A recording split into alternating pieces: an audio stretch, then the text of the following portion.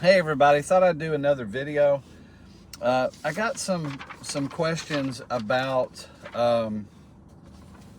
some Ripple cases. There was a Ripple case in 2015, and the misunderstanding that has taken place is apparently somebody said that the 2015 case should have settled everything, and that the SEC then determined that XRP Ripple was a currency, and I believe the person went on to say that because it was settled in 2015, that all of this has been smoke and mirrors and all a setup in a big, some form of a conspiracy, and then sew together whatever story you want to make the conspiracy mean something.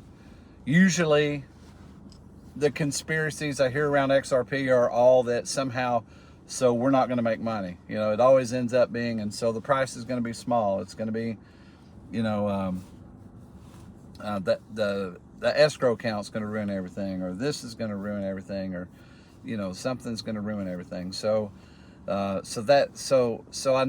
person was saying they'd asked several cryptocurrency channels and nobody was responding, and that somebody needed to respond to this because they were concerned that you know, there was a fly in the ointment, or, you know, whatever you want to call it.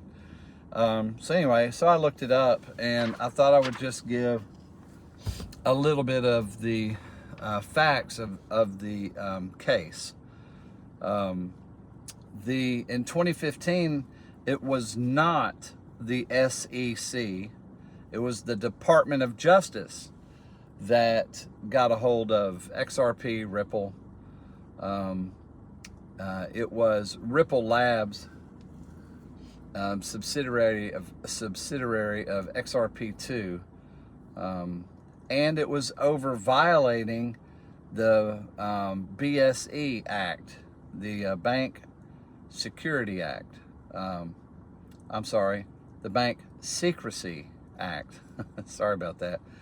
And it requires money service businesses, or MSBs, to register with FinCEN, FINCEN, and implement anti-money laundering, AML. You know how we love acronyms around here. Programs. Ripple and XRP2 were accused of acting as MSBs without registering and failing to implement an adequate AML program, an adequate anti-money laundering program.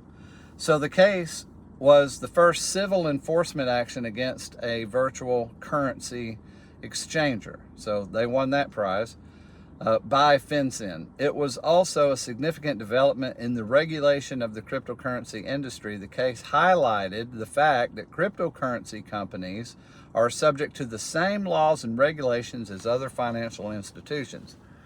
The case also raised questions about the classification of XRP as a security. The SEC has argued that XRP is a security and that Ripple's sale of XRP violated federal security laws. Ripple's argued that XRP is a currency and not a security. That's the second case, though. The 2015 case they entered into a settlement agreement with the DOJ and FinCEN, agreeing to pay $700,000 civil penalty. So that's been done. It's the December 2020 case, what I was just reading, that was talking about the SEC saying that it was a security, which we all know where that's at. You know, we're pending penalty there, settlement of penalty. So by determining, now they're just wrestling over how much. So I want to say this. In that exchange that they were having in 2015, they were calling XRP a currency. Now, some of the misunderstanding that I heard about was that someone was saying that since they were calling it a currency, then that's not a security. Well, that's not how that works. Anything can be a security. A box of marbles can be a security.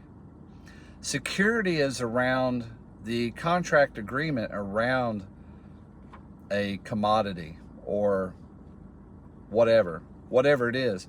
It's the agreement around it that makes it a security, not just the existence. The existence of XRP doesn't say I'm a security. The existence of oranges doesn't say I'm a security. Yet, oranges could be a security in a contract agreement, okay, that makes it so. So where the misunderstanding was is I think this person thought that since they were using the term currency, that meant it wasn't a security, and they knew it all along. And I'm not sure what they said about the 2015 court case, but it was just over money laundering laws, and it's been settled with the DOJ. The 2020 case, the lawsuit was raised over 1.3 billion. The company raised over 1.3 billion through a sale of the XRP without registering as a security, and that's what they're kind of trying to, so they talked about getting that squared away. So let's see. Summary judgment arguing XRP is not a security. Blah blah blah. November. The case is still ongoing. Okay. So we still have the Ripple ongoing case, which really it looks like it's just settlement is all that's going to happen. It's not going to close anything down. It's just going to delay a little bit of things. But I just wanted to straighten that out. Somebody asked me to do that. I figure there may be more people that want to know about what that earlier case was over and how it resolved. Well, it was actually over money laundering laws. They were penalized $700,000, and they've taken care of that. That case is over with and had nothing to do with XRP being a security. So that is a false idea on the 2015 case. So anyway, we knocked that out. If you have any questions about that, I am really okay with looking this stuff up and trying to figure out, doing some research and seeing if I can find out. So if somebody says something, or if I say something, because it's easy to misspeak on this stuff. Also, there's some search engines that bring up false information. Honestly, you can use Google Bard sometimes and ask it a question, and it comes up with the wrong answer, or it guesses. It literally, and then literally it tells you, this is all just an estimation at the bottom, and you're like, well, really, I kind of didn't want that, Hey, if this content is something you guys like, please like and subscribe. I'm putting a video up. Usually I always put a video up. We have people at work doing research. I think on this one, I'll surprise you. I don't know what it is. So I say, I'll surprise you. By the way, my cat's okay.